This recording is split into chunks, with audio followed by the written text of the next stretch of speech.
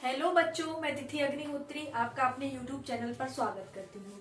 आज हम कक्षा 10वीं के IMP सीरीज के अगले पार्ट के साथ आपके सामने हैं।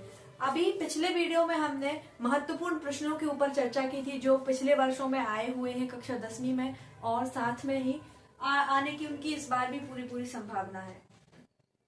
उसी तरीके के और प्रश्न आगे हम कंटिन्यू करेंगे इस वीडियो में। जितना ज्यादा से ज्यादा हो सकेगा उतना सिलेबस अपन कवर अप करने की कोशिश करेंगे। ठीक है बच्चों, तो अभी तक अपन ने जो चीजें पढ़ी हैं, अगर किसी ने वो वीडियो नहीं देखा है तो पहले वो वीडियो देख लेना आप लोग जाके, ताकि आपके महत्वपूर्ण प्रश्न जितने हैं वो आपको बिल्कुल एक क्विक रिवीजन हो जाए, सभी बच्चों के दिमाग में सारी चीजें एक साथ बिल्कुल समाहित हो जाए, ताकि उन्हें परीक्षा में दिक्कत ना हो। बच्चों, अपना टारगेट है 100 में से 100 लाने का, और ये वही क्लासेस चल रही हैं जिसमें आप पढ़कर कम समय में 100 में से 100 अंक ला सकते हैं। एक उदाहरण देती हूँ सरल सा। अगर आपने वीडियो अच्छे से देखी होगी तो आपको पता होगा किस तरीके से बिल्कुल सरलता से आपको चीजों को समझाया और सिखाया जाता है। तो हमारा चैनल का उद्देश्य यही था कि ऐसे बच्चे जो मुख्य रूप से अपने यूं कहें कि उनके माँ बाप या वो खुद पढ़ने के लिए उतने सक्षम नहीं है ना, जो कोचिंग की फीस नहीं भर सकते हैं, महंगे महंगे स्कूल्स में नहीं जा सकते हैं, है ना, तो उनके लिए ये चैनल मेनली हमने खोला था कि उनको एक सहायता मिले, उनको छोटा सा सहायता मिलेगी, हमारे लिए वो बहुत अच्छा काम करेगी। तो बच्चों, मेन उद्देश्य यही है कि आप खूब पढ़ें और आगे बढ़े, और आगे भी हम इस चीज को जारी रखेंगे। तो यहाँ पर हमने कक्षा 10वीं के गणित विषय में जितने भी महत्वपूर्ण प्रश्न हैं, महत्वपूर्ण थ्योरीज हैं, उनको एक एक करके डिस्कस करने की कोशिश की है ना। तो जो वीडियो पिछला था उसको भी आप अच्छे से देखना और उसका रिवीजन करना और सूत्रों को बार बार याद करना। तो हम अगले चैप्टर पे चलते हैं, कॉन्सेप्ट पे चलते हैं। तो अगला कॉन्सेप्ट है हमारा विलोपन विधि, मतलब एलिमिनेशन मेथड। अगर किसी को इसका पूरा लॉन्ग में बिल्कुल वीडियो चाहिए, डिटेल वीडियो चाहिए है, तो वो भी हमारे चैनल पे अवेलेबल है, आप उसको देख सकते हैं और उसको समझ सकते हैं। तो विलोपन विधि क्या होती है, एक शॉर्ट रूप में आपको समझा देती हूँ कि किसी भी चीज को विलुप्त करना, गायब करना, वहां से उसको हटाना, इसको कहते हैं हम विलोपन, जिसको कहते हैं हम एलिमिनेट। सभी लोग जैसे बिग बॉस देखते हैं, उसमें बोलते हैं कि एलिमिनेट हो गया है, एलिमिनेट मतलब बाहर हो गया है ना, बाहर हो जाना, उस विधि को हम कहते हैं एलिमिनेशन मेथड, विलोपन विधि। तो विलोपन विधि में क्या होता है, सीधा सा एक आप पैटर्न समझिए, आप पैटर्न को समझेंगे, नंबर्स तो चेंज होते ही रहते हैं, है ना। अगर आपने पैटर्न अच्छे से समझा हुआ है तो कोई भी आपको उस क्वेश्चन को हल करने से नहीं रोक सकता है। और मेरा मेन उद्देश्य यही है कि आपको पैटर्न के ऊपर काम करना है, ना कि संख्याओं के ऊपर। किस पे काम करना है आपको, सिर्फ पैटर्न और फॉर्मूला। जब आपसे पैटर्न और फॉर्मूले अच्छे से याद होंगे, बनेंगे, तो आप पेपर में प्रश्न देखेंगे कि हाँ ये विलोपन विधि का प्रश्न है, इसको ऐसे ऐसे करना है, कैसे कौन सी संख्या को विलुप्त करें हम, कैसे इसको हल करें, तो आप फटाक से उसका आंसर निकाल सकते हैं। लेकिन यदि आपको पता नहीं होगा कि विलोपन विधि है क्या, तो आप उसको एलिमिनेट कैसे करेंगे, किसी नंबर को कैसे उसकी वैल्यूज निकालेंगे। तो क्या काम होता है विलोपन विधि का, किसी एक टर्म को रिमूव करना, विलुप्त करना, और उसको दूसरे के पदों में लिखना, और जब वो वैल्यू दूसरी आ जाती है तो उसको वापस से पहले किसी दूसरे दो समीकरणों में से किसी में भी रखते हैं। तो सिंपली सी बात ये है कि सिंपल फॉर्म में आपको दो इक्वेशन दिए जाते हैं और आपको कहा जाता है कि इनको विलोपन विधि से हल करके एक्स और वाई के वैल्यूज बताने हैं। तो हम क्या करेंगे, सबसे पहले हम प्रश्न देखेंगे। है प्रश्न हमारे पास है एक्स धन बाई, एक्स प्लस बाई बराबर 14, एक्स ऋण बाई बराबर 4, ये दो हमें इक्वेशन दी गई हैं, को विलोपन विधि से हल करके एक्स और बाई के मान बताइए। तो हम क्या करेंगे, हम आंसर लिखेंगे सबसे पहले, उसके बाद लिखेंगे एक्स प्लस बाई बराबर 14, इसको हमने माना समीकरण नंबर 1, एक्स ऋण बाई बराबर 4, इसको माना हमने समीकरण नंबर 2। अब कहानी यहां से शुरू होती है। यहां से शुरू ऐसे होती है कि जब हमने इनको इक्वेशन फर्स्ट और इक्वेशन सेकंड नाम दे दिया है, इसके बाद हमें देखना है कि किस टर्म को हम हटाएं, एक्स वाले को या बाई वाले को। जिसको भी आपको हटाना है उनके जो साथ में गुणांक लगे हुए हैं उनको बराबर करना होता है। उदाहरण के लिए यहाँ पर एक गुणांक है इनके, मतलब एक्स और बाई के गुणा में एक एक लगा हुआ है, तो आप किसी को भी विलुप्त कर सकते हैं। मान लो यदि 4x ऋण 3y और बाई और एक्स लिखा होता तो आप क्या करते, या तो एक्स को 4 बनाते या फिर यहाँ पर बाई को 3 बनाते और फिर उनके चिन्ह बदलकर उनको विलुप्त करते। तो हमें क्या करना है बच्चों, किसी भी एक संख्या को दोनों के बराबर करना है और उसको वहां से हटाना है, रिमूव करना है। तो हम देखेंगे कि यहाँ पर बाई को रिमूव करना इजी है। क्यों है इजी, क्योंकि धन बाई और ऋण बाई आपस में कैंसिल आउट होंगे, माइनस हो जाएंगे, घटेंगे आपस में, तो क्या बचेगा, 0 बचेगा इनकी जगह पे। और एक्स दोनों कैसे हैं बच्चों, ये एक्स भी हमारा प्लस का है और ये एक्स भी प्लस का है, तो ये जुड़ के कितने हो जाएंगे, 2x बराबर 14, ये भी पॉजिटिव है हमारा और प्लस का 4 भी है, तो ये हो जाएंगे 18। कितने हो जाएंगे बच्चों, 18। तो 2x बराबर क्या आ जाएगा हमारे पास, 18। और बाई ये कैंसिल आउट होंगे, आपस में घट जाएंगे, क्या बचेगा वहां पे, 0। तो यहाँ पे हमने क्या कर लिया बच्चों, 2x बराबर 18 निकाला और बाई को एलिमिनेट कर दिया, रिमूव कर दिया, हटा दिया, विलुप्त कर दिया।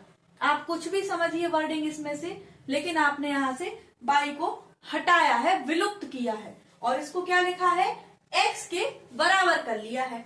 अब आपको नियम कई बार बताया है कि कोई भी संख्या गुणा में लिखी है, आगे जो डिजिट गुणा में लिखा है वो दूसरी तरफ जाता है तो भाग में चला जाता है, तो x का मान क्या हो जाएगा, 18/2।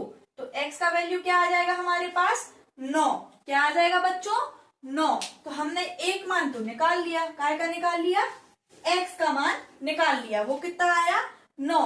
अब हमें चाहिए y का मान, तो y का मान कैसे निकालते हैं, जो x का मान हमें मिला है उसको समीकरण 1 या समीकरण 2 किसी में भी आप रखेंगे तो y का मान मिल जाएगा। तो हमने लिखा कि x का मान समीकरण 1 में रखने पर, समीकरण 1 क्या है हमारे पास, x धन y बराबर 14, x धन y बराबर 14 और x का मान क्या आ गया बच्चों, 9। तो हमने x की जगह पे लिखा 9 धन y बराबर 14। y बराबर क्या हो जाएगा, 14 ऋण 9। y का मान कितना आ गया हमारे पास, 5 आ गया। और हमें सिर्फ यही करना था, विलोपन विधि से x और y के मान निकालने थे जो कि हमारे सामने है। तो हम क्या करते हैं, सबसे पहले समीकरणों को नाम देते हैं, समीकरण नंबर 1, समीकरण नंबर 2। उसके बाद x या y दोनों में से किसी एक को चुनेंगे, एक को टारगेट करेंगे कि हमें किसको हटाना है, किसको बाहर करना है। हमने यहाँ पे जैसे y को टारगेट किया था, एक धन का एक ऋण का हो गया, आपस में ये घट गए, x और x जुड़ के 2x हो गए, बराबर में 18 हुए। आप चाहते तो x को भी कर सकते थे, है ना, x का मान निकाला 9 और उसको उठा के जो x या y का मान आपका निकल रहा है उसको दिए गए दो समीकरणों में से किसी में भी आप मान रखेंगे तो दूसरा मान आपको मिल जाएगा। हमने पहले समीकरण में रखा, आप चाहें तो दूसरे में रख सकते हैं, x धन y बराबर 14। x यहाँ पे 9 रखा, 9 धन y बराबर 14, तो y का मान आ गया 5। इस तरीके से हमने विलोपन विधि से x और y के मान को निकालना सीखा। कैसे निकालेंगे, समीकरणों को नाम देंगे, फिर किसी एक को वहां से हटाएंगे, रिमूव करेंगे, विलुप्त करेंगे। उसके बाद जो एक मान हमें x या y का मिलेगा उसको दिए गए किन्हीं भी दो समीकरणों में एक में आप रखेंगे तो दूसरा मान आपको मिल जाएगा। क्लियर हो गया होगा सभी को। यहाँ तक हमारी ये हो गई विलोपन विधि, ये बहुत महत्वपूर्ण है। इसी के साथ एक मेथड और बहुत यूजफुल और महत्वपूर्ण है, उसका नाम है हमारा प्रतिस्थापन विधि। इसी प्रश्न को हम प्रतिस्थापन विधि से अब हल करना देखते हैं कि यदि ऐसा इक्वेशन आया दो और बोला गया हो हमें कि प्रतिस्थापन विधि से दिए गए प्रश्नों को हल कीजिए और x और y के मान निकालिए, तो कैसे करेंगे।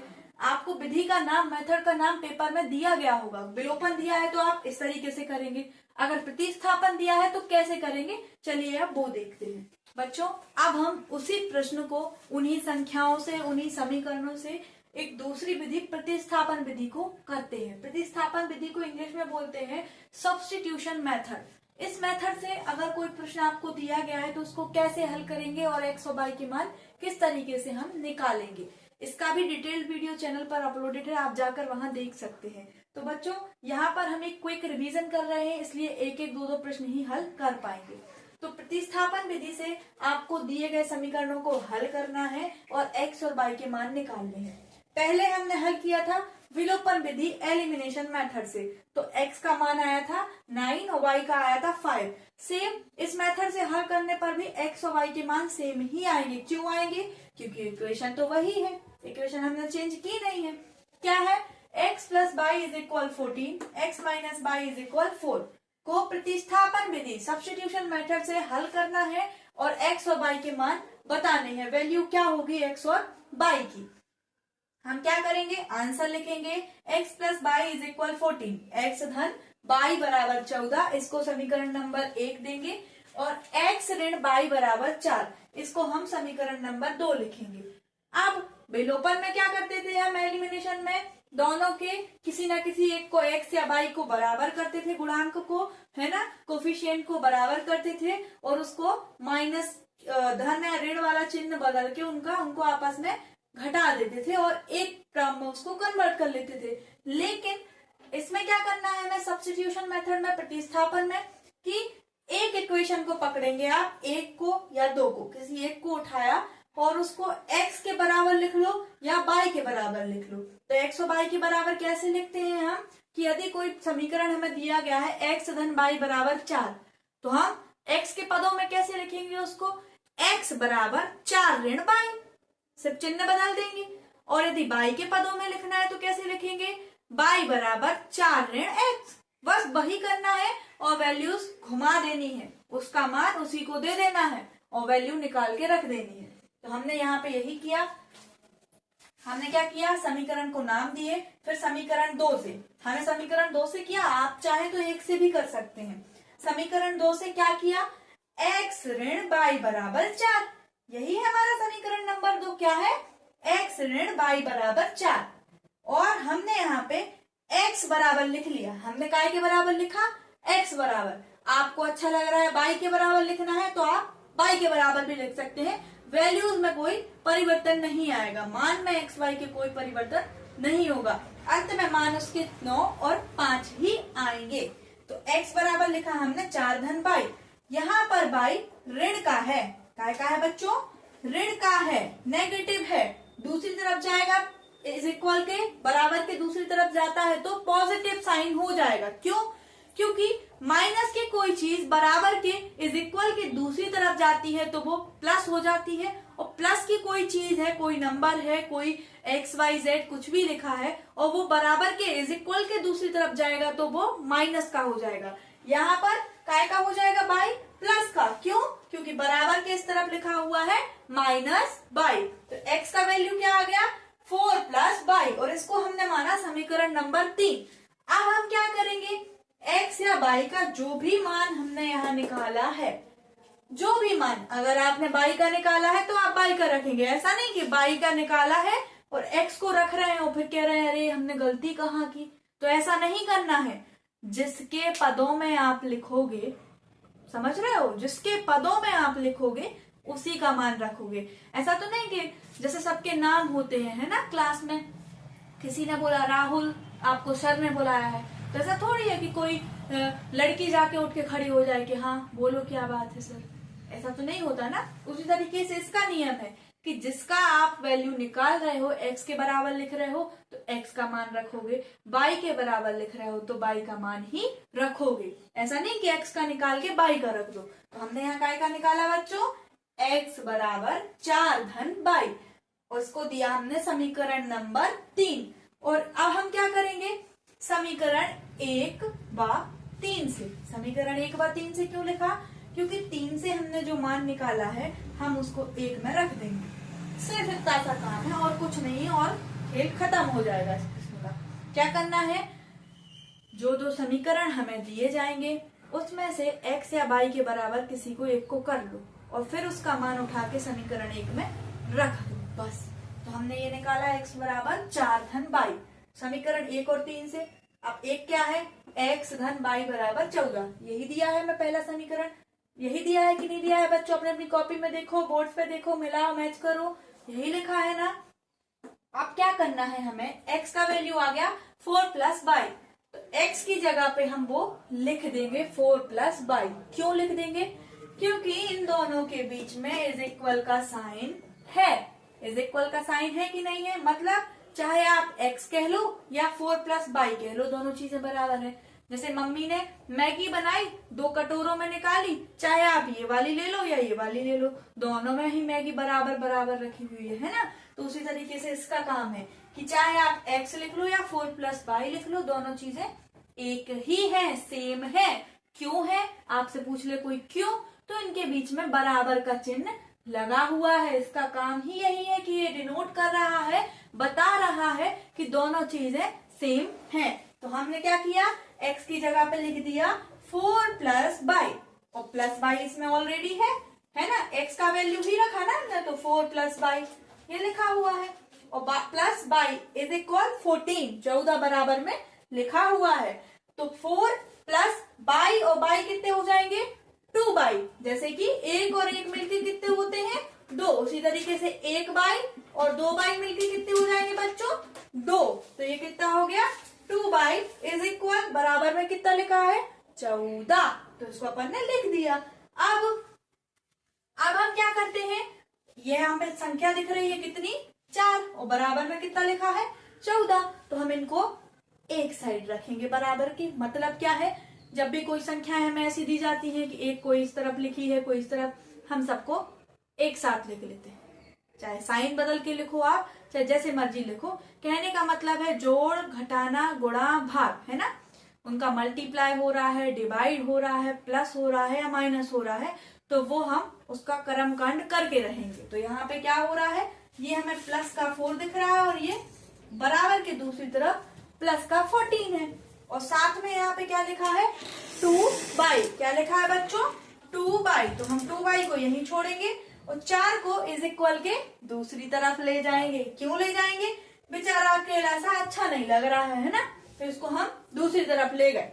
तो 2 बाई बराबर क्या हो जाएगा, 14 ऋण ये धन का 4 है, काय का है बच्चों, प्लस का 4, और दूसरी तरफ जाएगा तो काय का हो जाएगा, माइनस का 4। क्यों हो जाएगा, क्योंकि इनके जो साइन होते हैं वो चेंज हो जाते हैं जब वो इज इक्वल के दूसरी तरफ जाते हैं। तो ये प्लस का 4 है, दूसरी तरफ जाएगा तो -4। 2 बाई इज इक्वल क्या हो जाएगा, 10। क्या बचेगा, 14 में से 4 जाएगा तो 10 बचेगा। अब क्या कहता है नियम, क्या है रूल, कि कोई भी गुणांक कोफिशिएंट उसके साथ में लगा है तो बराबर के दूसरी तरफ जब वो जाता है तो वो उस नंबर के, उस डिजिट के अपॉन में चला जाता है, बटे में चला जाता है, भाग में चला जाता है। तो यहाँ पर 2 क्या है, बाई के साथ गुणा में लिखा है, दूसरी तरफ जाएगा तो वो भाग में पहुंच जाएगा, डिवाइड में पहुंच जाएगा।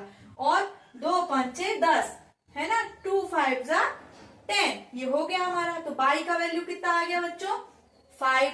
कितना आ गया, 5। अब आपने एक वैल्यू निकाल ली। अब बाई का मान आप 1 में रख दो, 2 में रख दो और 3 में रख दो, जहां से आपको सरलता मिल रही हो, जहां भी आपको इजी लगे कि यहाँ रख के हमें आंसर जल्दी मिल जाएगा, कहीं भी रखिए आप तीनों समीकरण में से, आपको वैल्यू प्राप्त हो जाएगी। किसकी, x की, क्योंकि बाई की तो हम निकाल चुके हैं। तो बाई की वैल्यू क्या आई है, 5 आई है। तो हमें यहाँ पे इजी टारगेट लगा समीकरण नंबर 3। तो हम क्या करेंगे, बाई का मान समीकरण 3 में रखने पर, समीकरण नंबर 3 क्या दिया गया है हमें, x बराबर 4 धन बाई, जो हमने काय से निकाला था बच्चों, समीकरण 2 में x का मान निकाल के निकाला था। तो x बराबर हो गया 4 plus by, x is equal 4 plus by की वैल्यू क्या निकाली हमने, 5 निकाली। क्या निकाली बच्चों, 5। तो बाई की जगह पे हम 5 रखें या बाई लिखें, बात कैसी होगी, बराबर। दोनों कटोरों की मैगी कैसी है, बराबर है। क्यों है, क्योंकि इनके बीच में मम्मी ने बराबर का चिन्ह लगा के रखा है ना। तो क्या हो जाएगा, x बराबर 4 धन 5, 4 प्लस 5 इज इक्वल 9। तो x का वैल्यू क्या आ गया हमारा, 9। इसलिए इस विधि से हल करने पर x और y के मान भी हमें कितने मिले, 9 और 5। और विलोपन से किए थे तब भी 9 और 5। तो क्या प्रूफ होता है कि ये दोनों मेथड हैं, दोनों अलग अलग मेथड हैं, लेकिन वैल्यूज कैसी आती हैं, इनसे सेम आती हैं। तो उम्मीद करते हैं बच्चों को अच्छे से प्रतिस्थापन सब्स्टिट्यूशन मेथड अच्छे से समझ में आ गई होगी, है ना। तो इसको बिल्कुल अच्छे से करना बहुत ही इंपॉर्टेंट है, मोस्ट इंपॉर्टेंट चीज है ये। चलो बच्चों अब आगे बढ़ते हैं। बच्चों अब तक हमने विलोपन और प्रतिस्थापन विधि देखी, कैसे करते हैं, कैसे एक्स वाई के मान निकालते हैं। अब आपको कोई दो समीकरण दिए जाए और आपसे कहा जाए कि इनको हल करिए, और फिर एक कोई तीसरा समीकरण दिया जाए कि इसमें बताइए m का मान क्या होगा। ये बहुत महत्वपूर्ण प्रश्न है, आपकी जो अभी हाफ ईयरली एग्जाम हुए थे उसमें भी आया था, प्री बोर्ड में भी आया था, और इस तरीके का प्रश्न ये पैटर्न बोर्ड का है कि इस तरीके का एक प्रश्न वो 2 नंबर में आपको देंगे ही। तो आपको इस तरीके के प्रश्न में क्या करना है, 2 या 3 नंबर में आएगा ये। तो क्या करना है, जो दो समीकरण आपको पहले दिख रहे हैं, आप इनको विलोपन या प्रतिस्थापन दोनों विधियां आपको सिखा दी हैं, जिससे भी आपको अच्छा लगे, जिसको भी जो सरल लगे, है ना। चिंटू मिंटू को अगर विलोपन सरल लग रही है तो वो उससे करें, रिंकी पिंकी को अगर प्रतिस्थापन सरल लग रही है तो वो उससे करें। जिस बच्चों को जिस विधि से करना है करिए, एक्स वाई के मान निकालिए। फिर जो तीसरा समीकरण आपको दिया गया है ना, जिसमें एम का मान निकालना है, उसमें एक्स और वाई की जगह पर उन वैल्यूज को रखिए जो निकाली है, और एम का मान आपको मिल जाएगा। तो देखते हैं, जल्दी इसको करते हैं हल, है ना, क्योंकि इतना समय नहीं है अपने पास, जल्दी जल्दी प्रश्नों को हमें रिवाइज करना है। तो पहला दिया है 2x + 3y = 11, 2x - 4y = -24 को हल करके m का वह मान ज्ञात करिए जिसके लिए y = mx + 3 होगा। तो हम क्या करेंगे, दिए गए समीकरणों को नाम देंगे 1 और 2। 2x + 3y = 11, 2x - 4y = -24, ठीक है, ये हमने नाम दिए। अब हम इनको विलोपन विधि से हल करते हैं। कैसे, हमने 2x को विलुप्त करना है तो दोनों प्लस के हैं, हटेंगे दोनों ही, तो हम इनके साइन बदलेंगे, ऋण धन धन, है ना। नीचे के चिन्ह बदल दिए, सभी के चिन्ह बदलेंगे बराबर रूप से, कि हमने पूरे नीचे के दूसरे समीकरण में क्या किया, ऋण का गुणा कर लिया। आप तो ये मान लीजिए 2x से 2x कैंसिल होगा, 0 बचेगा, 3 और ये 4 का हो गया हमारा धन का, तो कितना हो जाएगा, 4 और 3 7y = 24 धन का हो गया, और 11 भी धन का है ना, प्लस प्लस के हैं दोनों, तो कितने हो जाएंगे 35 35। तो y बराबर क्या हो जाएगा, 35/7। ये 7 कहाँ पहुंच जाएगा, इस 35 के भाग के रूप में, क्या हो जाएगा, y बराबर 35/7, ठीक है। y बराबर कितना आ गया, 5। y का वैल्यू कितना मिल गया बच्चों हमें, 5। हमने किस विधि से हल किया इसको, विलोपन विधि से, है ना। अब y का मान जो आया है हम उसको क्या करते हैं, समीकरण 1 या 2 किसी में भी रखते हैं। तो हमने समीकरण 1 में रखा 2x + 3 × 5, y का वैल्यू कितना आया, 5 = 11, 2x + 3 5 = 15, 3 5 15 बराबर 11।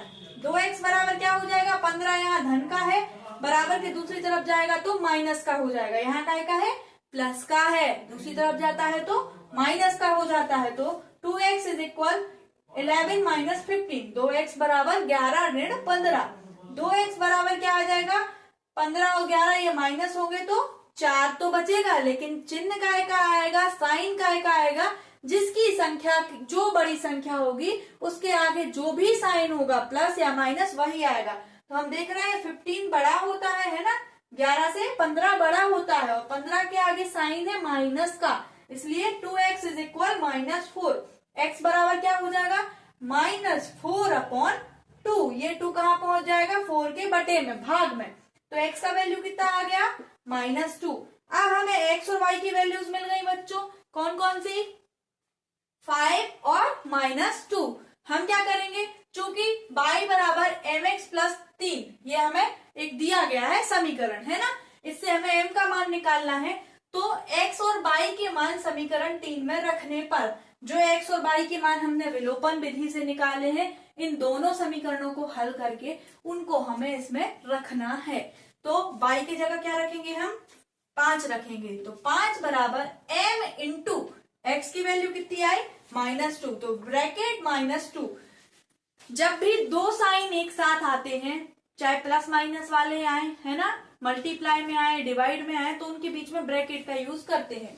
m × ब्रैकेट -2 ब्रैकेट क्लोज +3, यहां तक क्लियर हो गया होगा। 5 बराबर कितना हो जाएगा हमारा ये, -2m + 3, यहां तक क्लियर हुआ सभी को। 5, अब 3 यहाँ काय का है, प्लस का है, इज इक्वल के दूसरी तरफ जाएगा तो माइनस का हो जाएगा। 5 माइनस 3 इज इक्वल -2m। तो यहाँ पे क्या बचेगा, 5 में से 3 जाएगा 2 बचेगा, इज इक्वल -2m। तो m का वैल्यू क्या हो जाएगा, 2/-2, क्योंकि भाई ये -2 इसके साथ में लगा है, दूसरी तरफ जाएगा तो डिवाइड में, भाग में पहुंच जाएगा, बटे में पहुंच जाएगा। तो m बराबर हो जाएगा 2/-2। तो 2 से 2 कैंसिल आउट होगा, m इज इक्वल -1। इस तरीके से हम m का मान निकालेंगे।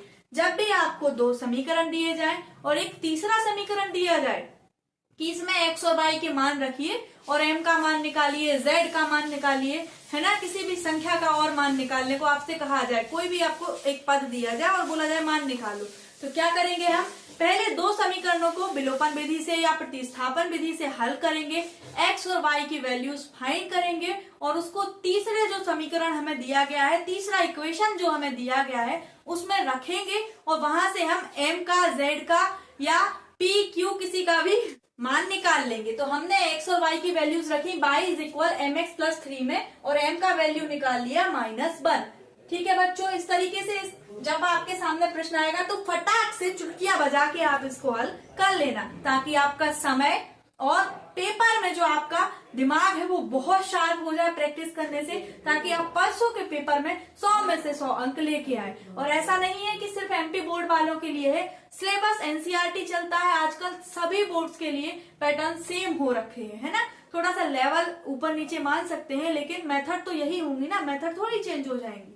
तो आप खूब पढ़िए और अच्छे से अच्छे नंबर लेके आइए। चलिए अब आगे बढ़ते हैं बच्चों। अब हम विविक्त कर के बारे में जानेंगे, मतलब डिस्क्रिमिनेंट विविक्त कर होता क्या है, इस पर बेस्ड फॉर्मूले क्या होते हैं और इन पर आधारित प्रश्न को कैसे हल किया जाता है।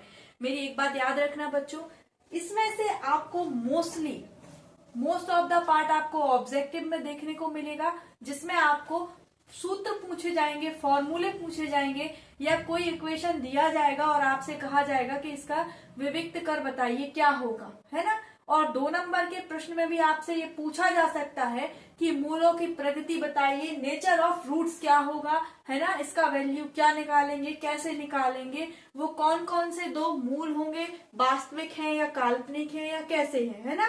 तो आपसे इस तरीके की चीजें पूछी जा सकती हैं। तो पहली चीज तो यहाँ ये क्लियर करिए कि विविक्त कर जो होगा, है ना, डिस्क्रिमिनेंट जो होगा, वो किस तरीके के इक्वेशन से पूछा जाएगा, द्विघात बहुपद या द्विघात समीकरण, जिसमें पावर 2 होती है, जिसका व्यापक रूप क्या होता है, ax² + bx + c = 0। पहली चीज आप ये याद रखना कि ax² + bx + c = 0। ये चीज आपको याद हो गई होगी, जो है एक द्विघात समीकरण। अब विविक्त कर का सूत्र क्या होता है, b² - 4ac = 0। क्या होता है, b² - 4ac = 0। इसको हम क्या कहते हैं, विविक्त कर कहते हैं। विविक्त कर कैसे कहते हैं, b² - 4ac = 0। इसको हम बोलते हैं विविक्त कर।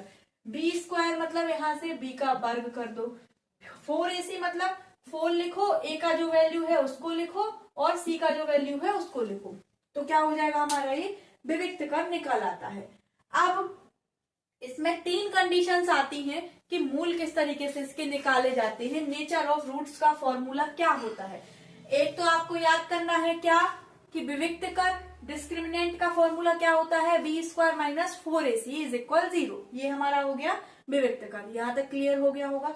अब चलते हैं मूलों की इनकी प्रगति पर। तो आप एक सिंपल सा फॉर्मूला याद कीजिए, x = -b ± √b² - 4ac/2a। इस फॉर्मूले को और इसको बहुत अच्छे से याद करना। क्या होता है विविक्त कर का, b² - 4ac, जो कि इसके अंडर रूट के अंदर लिखा हुआ है, और मूलों की प्रगति के लिए x = -b ± √b² - 4ac/2a। Clear हो गए दोनों सूत्र। अच्छे से लिख के इसको वीडियो को बार बार वापस करना, पीछे करना और इन सूत्रों को लिखना और अच्छे से याद कर लेना। ये आपसे पूछे जा सकते हैं, 100% गारंटी है कि इस तरीके के आपको ऑब्जेक्टिव में देखने को मिल जाएंगे। ठीक है, अब इसकी 3 कंडीशंस होती है, उनको और आप समझिए और यूं आपसे विविक्त कर बनने लगेगा। इसके अलावा विविक्त कर वाले अध्याय में कुछ और नहीं है। बी स्क्वायर माइनस 4ac मतलब यदि विविक्त कर का मान बड़ा है कैसे, 0 से, तब दो भिन्न वास्तविक मूल प्राप्त होंगे। यदि बी स्क्वायर माइनस 4ac का मान 0 से बड़ा है, मतलब 1, 2, 3 कुछ भी होगा, तो उसके दो भिन्न वास्तविक मूल होंगे। मतलब आपको दो वास्तविक मूल भी मिलेंगे उस समीकरण के जो आपको द्विघात समीकरण दिया है, और दोनों अलग अलग होंगे। कब होंगे? जब बी स्क्वायर माइनस 4ac का मान बड़ा होगा 0 से। और वो कौन कौन से होंगे? Minus B plus under root B square minus 4ac upon 2a और minus B minus under root B square minus 4ac upon 2a। यहाँ जो सूत्र याद करवाया था आपको, उसमें एक बार धन लिया और एक बार ऋण लिया, एक बार प्लस का साइन ले लिया, एक बार माइनस का। तो ये दो कंडीशंस हो गई। अब चलते हैं दूसरी कंडीशन पे। बी स्क्वायर माइनस 4ac जब 0 के बराबर हो जाए, विविक्त कर का मान यदि 0 के बराबर है, तब क्या कंडीशन होगी? तो क्या होगा? दोनों मूल बराबर और वास्तविक प्राप्त होंगे, और उनका सूत्र क्या होगा? Minus B upon 2a minus B upon 2a। Clear हो गया? जब मूल 0 से बड़े होते हैं तो वो कैसे होते हैं? भिन्न प्राप्त होंगे और वास्तविक होंगे, और उनका सूत्र क्या होगा? Minus B plus under root B square minus 4ac upon 2a और minus B minus under root B square minus 4ac upon 2a। और जब विविक्त कर का मान 0 के बराबर होता है तो क्या होगा? Minus B upon 2a minus B upon 2a। और जब 0 से छोटा होगा बी स्क्वायर माइनस 4ac का मान, तो ये क्या हो जाएगा? इसका कोई भी मूल नहीं होगा या मूल काल्पनिक होंगे। क्लियर हो गया? ये तीन कंडीशंस, विविक्त कर का सूत्र और इनके मूलों की प्रगति कैसे निकाली जाती है। अब इस पर आधारित हम एक प्रश्न देखते हैं ताकि आपके दिमाग में इसकी छवि अच्छे से क्लियर हो जाए। बार बार बोल रही हूँ कि इन सूत्रों को अच्छे से याद कर लेना। बच्चों, अब हम इस पर आधारित एक प्रश्न देखते हैं। हमारे सामने एक प्रश्न लिखा है 3x to the power 2 minus 2x plus 1/3 का विविक्त कर ज्ञात करो और मूलों की प्रगति बताओ। इसमें दोनों चीजें पूछ ली गई हैं हमसे। तो सबसे पहले हम क्या करेंगे? विविक्त कर निकालेंगे इसका कि कितना आएगा। तो विविक्त कर हम सबसे पहले देखेंगे ए बी सी के वैल्यूज क्या है। तो इस समीकरण में ए का मान कितना है बच्चों? 3, बी का मान -2 और सी का मान 1/3। ये हमने कैसे निकाले? इसकी तुलना ax square plus B X plus C से करी है ना। तो इसमें a की जगह पे क्या है? जो x स्क्वायर के साथ वाला टर्म है उसको बोलेंगे हम a, x के साथ वाला जो टर्म है विद साइन चिन्ह सहित उसको बोलेंगे b, और जो अचर पद लिखा है उसको बोलेंगे हम c। ठीक है बच्चों, विविक्त कर का फॉर्मूला क्या सीखा हमने पहले? B square minus 4ac। तो b की जगह पे वैल्यू रखेंगे -2 का स्क्वायर -4 इंटू a की जगह पे 3 और c की जगह पे 1/3। 3 से 3 हो जाएगा कैंसिल, क्या बचेगा? 4 - 4 है ना। B square minus 4ac is equal 0। अब बी स्क्वायर माइनस 4ac का मान कितना आ गया? 0 के बराबर आ गया। और हमने क्या सीखा है? चूंकि बी स्क्वायर माइनस 4ac बराबर 0 है, इसलिए दिए गए द्विघात समीकरण के दो बराबर मूल होंगे, और जो कैसे होंगे? वास्तविक होंगे। तो वो कौन सा होता है फॉर्मूला? जब मूल विविक्त कर का मान 0 के बराबर आ जाता है तो मूल कैसे निकालते हैं हम? बराबर और वास्तविक। और उनका सूत्र क्या बताया था? याद करो बच्चों, माइनस बी अपॉन 2a और माइनस बी अपॉन 2a। दोनों सेम क्यों? क्योंकि विविक्त कर का मान 0 के बराबर है, और जब भी विविक्त कर का मान 0 के बराबर होता है तो दोनों मूल बराबर आते हैं। दोनों मूल कैसे आते हैं? बराबर आते हैं, इसके साथ ही वास्तविक आते हैं। तो हमने हल किया, इसको b की जगह पे वैल्यू रखी -2 और -1 ऑलरेडी है फॉर्मूले में। 2 इंटू a का वैल्यू है 3, 2/6 1/3। इसलिए दिए गए द्विघात समीकरण के मूल कितने होंगे? 1/3 और 1/3। इस तरीके से आपको विविक्त कर का सूत्र लगा के इसको हल करना है, साथ में इनके मूलों को निकालना है। क्लियर हो गया होगा विविक्त कर कैसे निकालते हैं और विविक्त कर के मूलों को कैसे पहचानते हैं। क्या करते हैं हम? सबसे पहले एबीसी के मान निकालते हैं दिए गए समीकरण से, फिर बी स्क्वायर माइनस 4ac लिखते हैं और उसमें वैल्यूज रखते हैं एबीसी की, और फिर देखते हैं कि उसका मान 0 से छोटा है, बराबर है या बड़ा है। अगर बड़ा है और बराबर है तो मूल निकलेंगे, लेकिन छोटा आ गया तो वही प्रश्न खत्म हो गया कि इसके कोई मूल नहीं होंगे, मूल काल्पनिक होंगे। बड़ा आया तो क्या करना है, मूल भिन्न भिन्न होंगे और वास्तविक होंगे। और बराबर आया मान अगर विविक्त कर का 0 के, तो क्या होगा, मूल समान होंगे और वास्तविक होंगे।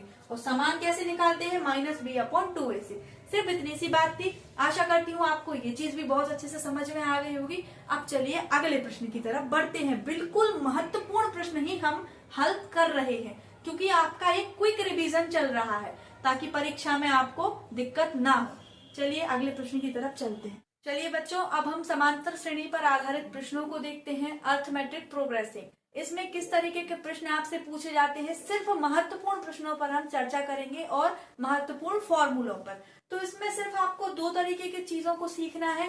एक तो n पदों तक का योग क्या होगा और nवां पद कौन सा होगा, या दिया गया पद जो आपको है वो कौन से नंबर पर आएगा। तो सबसे पहले तो समझो समांतर श्रेणी होती क्या है।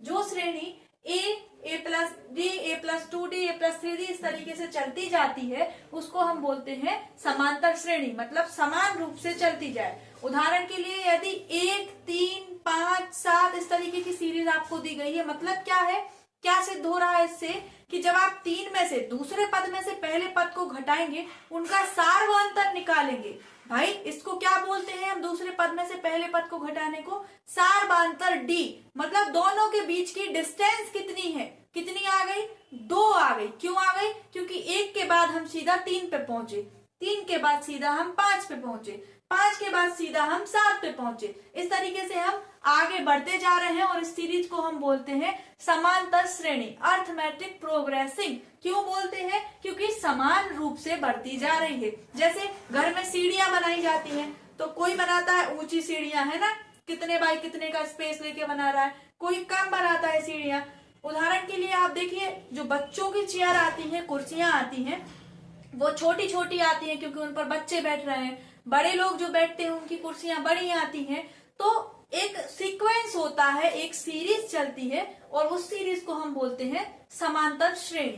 तो आपके सामने एक प्रश्न लिखा है, एपी मतलब अर्थमेटिक प्रोग्रेसिंग समांतर श्रेणी 3, 8, 13, 18 और ऐसे डॉट डॉट डॉट में कौन सा पद 78 होगा।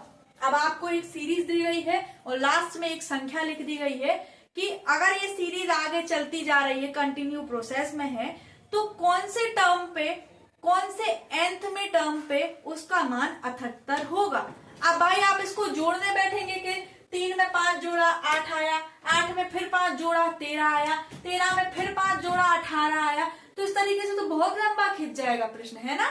खिंच जाएगा कि नहीं खिंच जाएगा, कब तक आप जोड़ोगे। और पेपर में काम होता है दिमाग का, सूत्रों का और आपने जो पढ़ा है उसका। तो हम क्या करेंगे, हम एक सूत्र याद करेंगे कि जब भी ऐसी सीरीज दी जाए कोई और उसमें कहा जाए कि 126, 125 या 78 या कोई भी ऐसा पद दिया जाए कि ये कौन से नंबर पे आएगा, तो उसको हम कैसे हल करेंगे उसको हम देखेंगे। ये बहुत इंपॉर्टेंट है, मोस्ट इंपॉर्टेंट चीज है। इसको अपने दिमाग में, इस कॉन्सेप्ट को अच्छे से बिठा लेना, सीधा आपको परीक्षा में छपा मिलेगा। हाँ, सीरीज में नंबर इधर उधर हो सकते हैं लेकिन प्रश्न आएगा ही। तो अच्छे से समझ लीजिए बिल्कुल ध्यान से कि अर्थमेटिक प्रोग्रेसिंग 3, 8, 13, 18 ऐसे डॉट डॉट डॉट में कौन सा पद 78वां होगा।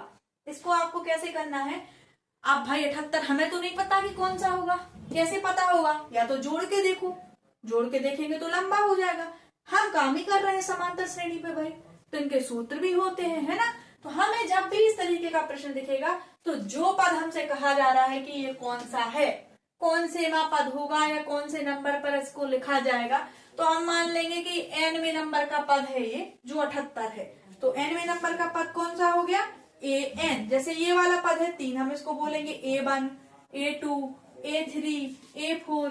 ऐसे ये 78वां हमें नहीं पता कौन सा है, तो हमने मान लिया anवें नंबर पे भाई कोई पद आ रहा है जो 78 है इस सीरीज में, जिसमें 5, 5, 5, 5 जोड़ने पर वो कहीं ना कहीं 78 बनेगा। हमें नहीं पता कब बनेगा, हमने मान लिया 78वें नंबर का पद, सॉरी nवें नंबर का कोई एक पद होगा जिसको हम an नाम दे रहे हैं, जो काय के बराबर है, 78 के बराबर है। हमने ये मान लिया, माना nवां पद 78 होगा, तब an बराबर क्या हो जाएगा, 78। क्यों, क्योंकि जो nवां पद हमने माना है anवें नंबर का सीरीज में, उसको बोलेंगे हम 78, 78। और ए का वैल्यू कितना दिया है, ए का वैल्यू मतलब फर्स्ट टर्म कितना है, 3 है जो हमें दिया है। डी कैसे निकालते हैं, डी मतलब होता है सारवांतर, इन दोनों के बीच का अंतर कि सीरीज किस क्रम में चल रही है, किस संख्याओं के आधार पर चल रही है, जुड़ रही है, घट रही है, भाग जा रहा है, गुणा जा रहा है, इसको बोलते हैं हम डी। तो डी कैसे निकालते हैं, जो सीरीज में दूसरा पद होता है पहले वाले को घटा दो तो आपका डी निकल आता है। यहाँ पे दूसरा पद हमें दिख रहा है 8 और पहला दिख रहा है 3, तो हमने 8 में से 3 घटाया तो डी का वैल्यू हमें मिल गया 5। क्या मिल गया हमें, 5। और एन हमें निकालना है कि कौन से नंबर पर आएगा। एन तो हमने मान लिया कि 78 एन वाले पॉइंट पे आ रहा है, लेकिन उस एन को क्या बोलेंगे ये हमें फाइंड आउट करना है, निकालना है। तो सबसे पहले इस तरीके के प्रश्न में आप सूत्र याद करिए। कौन सा सूत्र लगेगा, पद का सूत्र, क्योंकि हमें पद बताना है कि इसमें लिखा आएगा ऐसा कौन सा पद। कौन सा पद मतलब पद का सूत्र। सूत्र क्या होता है, ए एन बराबर A plus N minus 1 into D. मेरे साथ बोलो, पद का सूत्र ए एन बराबर A plus N minus 1 into D. फिर से बोलो, ए एन बराबर A plus N minus 1 into D. Clear हो गया सभी को, अच्छे से याद हो गया। क्या होता है पद का सूत्र, बिना देखे बताइए। ए एन बराबर A plus N minus 1 into D, ये होता है हमारा पद का सूत्र। और इसको कैसे निकालते हैं हम, अब हमें ए एन चाहिए, तो ए एन हमने मान लिया 78 है। अब भाई ए मतलब होता है पहला पद सीरीज का, तो वो है हमारे पास 3। एन का मान हमें निकालना है, और डी क्या होता है, दूसरे पद में से पहले पद को घटाओ, तो वो कितना आया था 5। बस वैल्यूज रख दो और आंसर मिल जाएगा। ए एन बराबर 78 इज इक्वल लगा है, बराबर का चिन्ह लगाएंगे हम। ए की जगह पे 3 लिखना है, 3 लिखा, प्लस कोष्टक में एन, तो एन की जगह पे एन लिखा क्योंकि एन हमें निकालना है, -1 ब्रैकेट क्लोज, और डी का वैल्यू आ गया 5। कैसे आ गया, 8 में से हमने 5 घटाया था तो हमें 8 में से 3 घटाया था तो 5 मिल गया था, तो हमने लिखा 5। 78, अब ये 3 यहाँ धन का है, दूसरी तरफ आएगा ऋण का। 78 माइनस 3 इज इक्वल 5 का मल्टीप्लाई 2 ब्रैकेट के अंदर करेंगे तो 5n माइनस 5। 78 में से 3 जाएगा, 75 बचेगा, और ये 5 यहाँ पर माइनस है, दूसरी तरफ आएगा तो पॉजिटिव हो जाएगा, धन का हो जाएगा।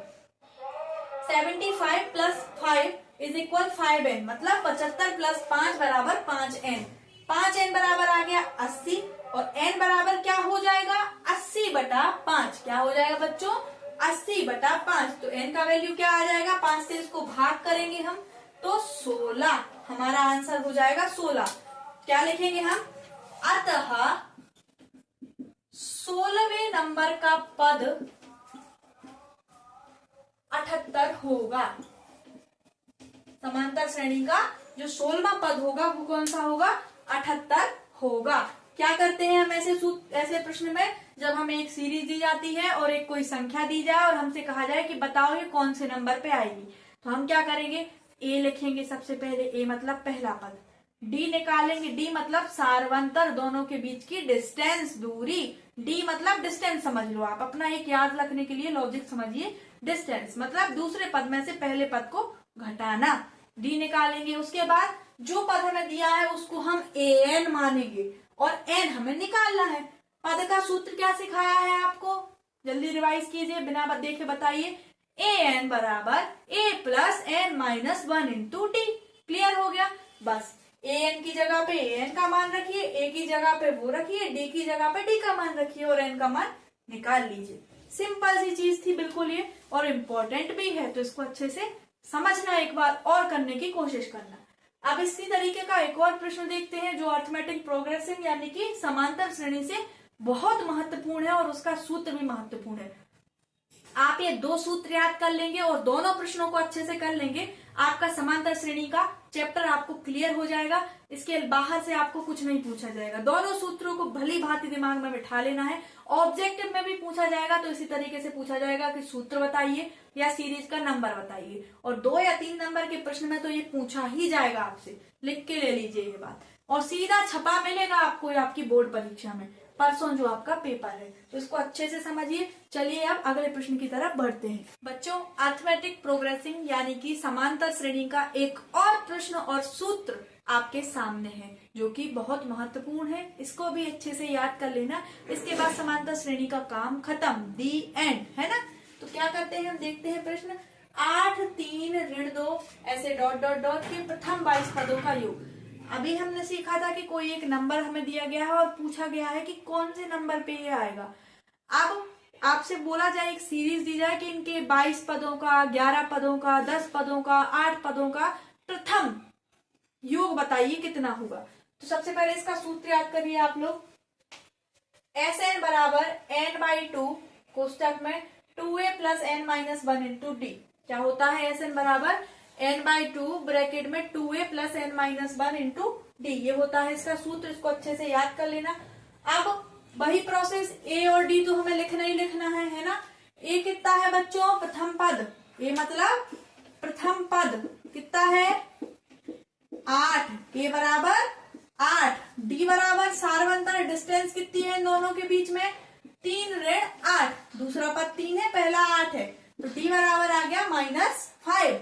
और n = कितना दिया है हमें, 22। कौन सा पद निकालना है हमें, 22 पदों का योग। तो n का मान कितना हो गया, 22। और हमें चाहिए क्या है, Sn मतलब 1 से लेकर 22 तक जितने पद हैं उनका टोटल योग कितना होगा।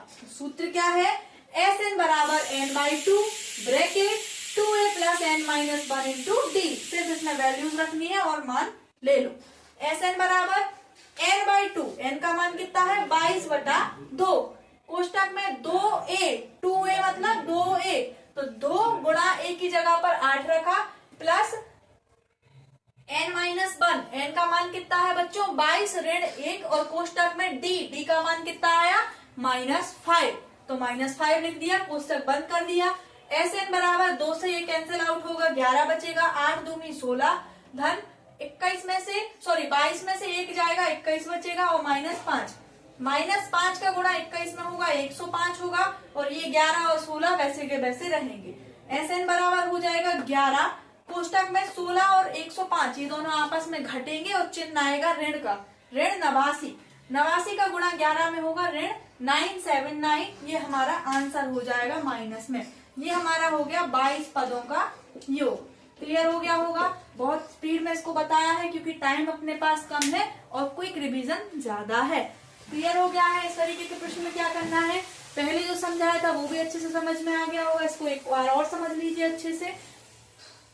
जब भी आपको एक सीरीज दी जाए और आपसे कहा जाए कि इतने पदों का, प्रथम इतने पदों का योग बताइए। अब हमें नहीं पता कितने, यहाँ पे 22 पूछा गया है, हम तो n मान रहे हैं।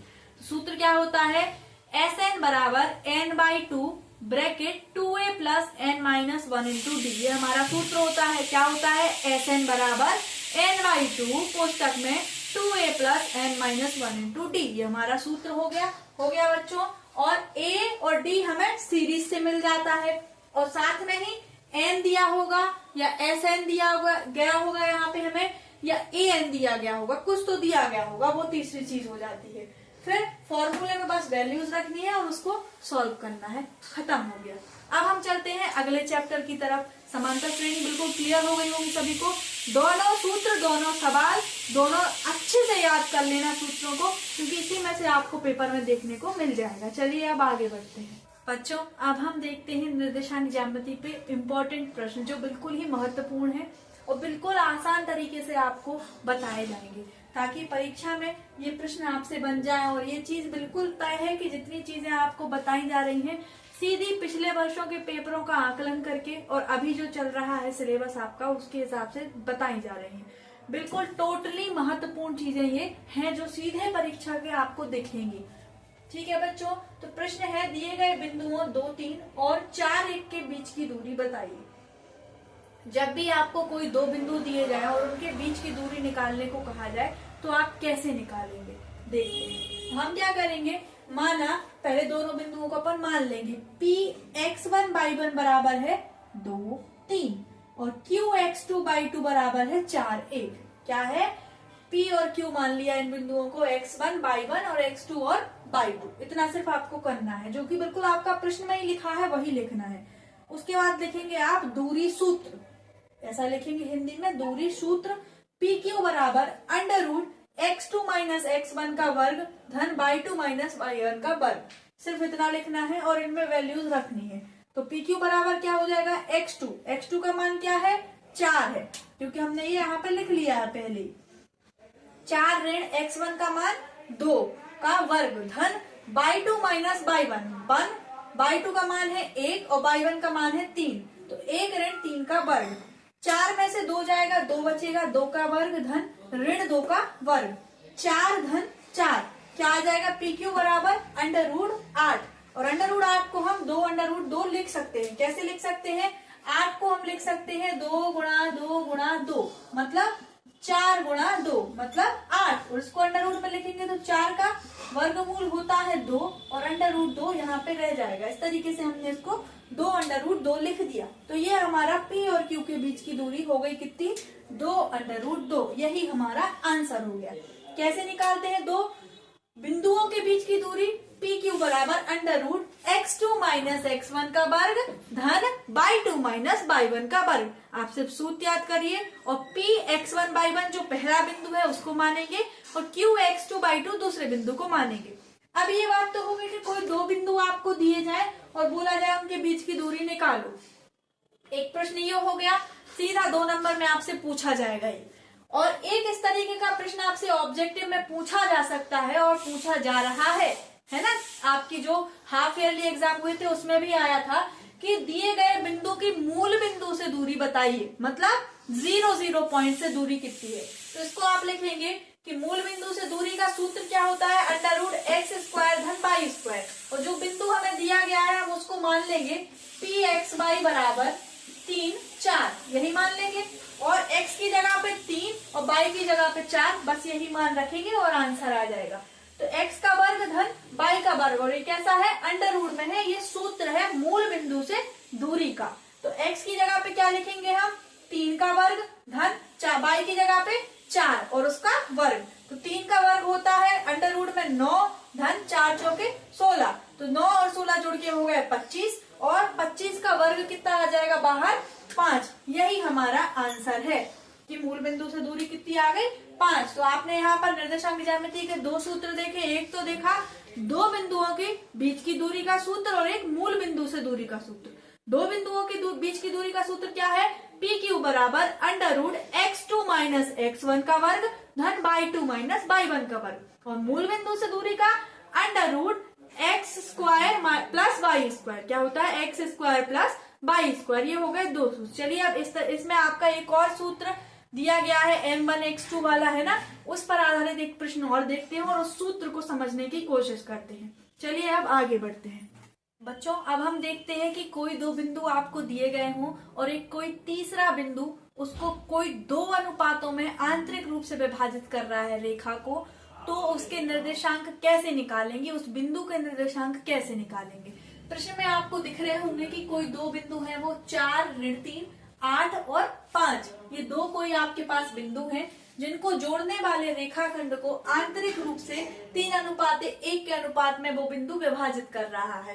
तो सूत्र होता है आंतरिक विभाजन का, सबसे पहले आप सूत्र याद कीजिए, एक्स बाई बराबर m1 x2 धन m2 x1 बटे m1 plus x2 m1 plus m2, ये हो गया x बिंदु का निर्देशांक। और y के निर्देशांक का सूत्र होता है m1 by 2 plus m2 by 1 बटे m1 प्लस m2, ये हो गया हमारा y का निर्देशांक। आपको कुछ नहीं करना है, इसको मानेंगे हम x1 बाई 1, इसको मानेंगे x2 बाई 2। जो दो बिंदु दिए गए हैं उनमें से एक को मानेंगे x1 बाई 1, दूसरे को मानेंगे x2 बाई 2। और जो अनुपात दिए गए हैं हमें, जो अनुपात हमें दिए गए हैं उसको हम मानेंगे m1 और m2, और बस यहाँ पे मान रखेंगे और उसकी वैल्यू हम निकाल लेंगे। तो हमने माना px1 बाई 1 बराबर 4 ऋण 3 और qx2 बाई 2 बराबर 8 5, तथा m1 अनुपाते m2 हमें दिया है 3:1। ठीक है, तो हमने लिखा सूत्र xy बराबर m1 x2 धन m2 x1 बटे m1 प्लस m2, और y का क्या है, m1 by 2 plus m2 by 1 बटे m1 प्लस m2। सूत्रों का फिर से रिवीजन कीजिए। x निर्देशांक के जो सूत्र होंगे उसका क्या होगा, m1 x2 plus m2 x1 बटे m1 प्लस m2, और y निर्देशांक के लिए m1/2 प्लस m2/1 बटे m1 प्लस m2। और यहाँ पे मान रखेंगे हम, m1 का मान क्या है 3, x2 का मान कितना है 8 प्लस 1 का मान है m2 का और x1 का 4 बटे m1 प्लस m2, 3 धन 1। ठीक है बच्चों, 8 3 24 धन 4 बटा 3 और 1 4, 28 बटे 4, 4 7 28, 7 आ गया हमारा किसका मान x बिंदु का। इसी तरीके से y की जगह पे मान रखेंगे हम m1/2, 3 गुणा y2 का मान 5 प्लस m2, 1 होगा मान m2 का और y1 का मान है -3। फिर बटे में m1 प्लस m2 है तो हम 3 धन 1 करेंगे, 3 5 15 -3 हो जाएगा बटे में 4, 12 बटा 4 इज इक्वल 4 3 12। तो एक्स वाई के निर्देशांक क्या आ गए हमारे 7 और 3, और यही हमें निकालना था। आंतरिक विभाजन समझ में आया भाई। एक बिंदु x ये है और एक बिंदु कोई हमें ये मान लो हमने p और q माने, एक बिंदु p और q कौन से हैं 4 ऋण 3 8 और 5, ये कोई दो बिंदु हैं, इनको हमने मिलाया तो ये हो गया एक रेखाखंड। अब ये कह रहे हैं कि कोई एक अन्य बिंदु है, उसके निर्देशांक हमें बताने हैं जो इसको 3:1 के अनुपात में विभाजित कर रहा है। हमने मान लिया ये 3 का रेशियो है और एक भाग इसका ये है, टोटल पूरे 4 भागों में विभाजित है ये और 3 भाग में ये कर रहा है इधर से इसको। तो हमें इस बिंदु के निर्देशांक बताने हैं कि क्या होंगे, है ना। आंतरिक रूप से बोला है इसलिए हमने उसको बीच में डिवाइड किया। समझ में आया। तो इसका फॉर्मूला होता है x के लिए m1 x2 plus m2 x1 बटे m1 प्लस m2 और y के निर्देशांक के लिए होता है m1/2 प्लस m2/1 बटे m1 प्लस m2।